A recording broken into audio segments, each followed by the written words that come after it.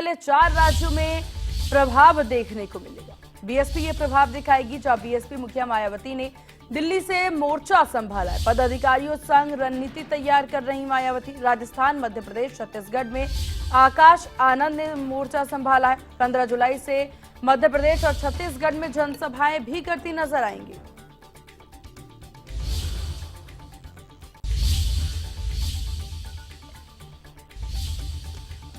अब चुनावी राज्यों में मायावती भी काफी सक्रिय होती नजर आ रही हैं। बीएसपी काफी ज्यादा सक्रिय होती नजर आ रहा है। उसको लेकर के चुनावी रणनीति भी बनाई जाएगी।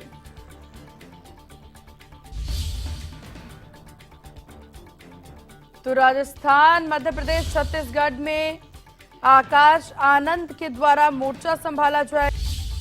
और तमाम जानकारी अपडेट के साथ हमारे संवाददाता अभिषेक सिंह लखनऊ से हमारे साथ बने हुए। अभिषेक, बीएसपी पूरी तैयारी करती हुई नजर आ रही है। रणनीतियां बीएसपी के द्वारा बनाई जा रही है। हालांकि आगे किस तरह की तैयारी चुनावों को लेकर के बीएसपी की? बिल्कुल जी हाँ, बीएसपी इस बार जिस तरह से तैयारियां कर रही है लोकसभा चुनाव को लेकर, हालांकि जहां एक तरफ तीसरे मोर्चे की बैठक में बसपा सुप्रीमो को ना सिर्फ ना बुलाया गया, ना ही उन्होंने जाने की हामी भरी है। लिहाजा इस वक्त राजनीति का सबसे हॉट केक मानी जा रही है बसपा सुप्रीमो मायावती।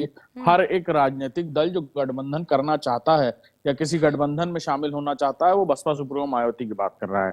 वहीं बसपा सुप्रीमो मायावती खुद एकला चलो की रणनीति पर चलती हुई फिलहाल नजर आ रही हैं। और जैसा कि हम चर्चा भी कर रहे हैं कि कैसे 3 क्षेत्रों, 3 अलग अलग प्रदेशों की जिम्मेवारी उन्होंने आकाश आनंद को दी है। वो खुद दिल्ली में बैठकर हर चीज को मॉनिटर करती रहेंगी और पहली बार इस तरह की रणनीतियों को वो अपनाती हुई नजर आ रही हैं कि कैसे युवा सोच को, युवा जज्बे को अपनी पार्टी में उन्होंने न सिर्फ जगह दी है, बल्कि ये भी तय किया है कि उनके बाद गद्दी का वारिस कौन होगा, यानी बसपा की राजनीतिक परंपरा को कौन संभालेगा। कहीं ना कहीं ये मैसेज भी देने की वो कोशिश कर रही हैं आकाश आनंद को जिम्मेवारी सौंपते हुए 3 प्रदेशों की। साथ ही साथ वो दिल्ली में बैठकर इस बात को सीधे मॉनिटर करती रहेंगी कि जहां पर भी जनसभाएं हो रही हैं, जहां पर भी एक्टिविटी हो रही है, लोकसभा चुनाव को लेकर अलग अलग कार्यक्रम हो रहे हैं।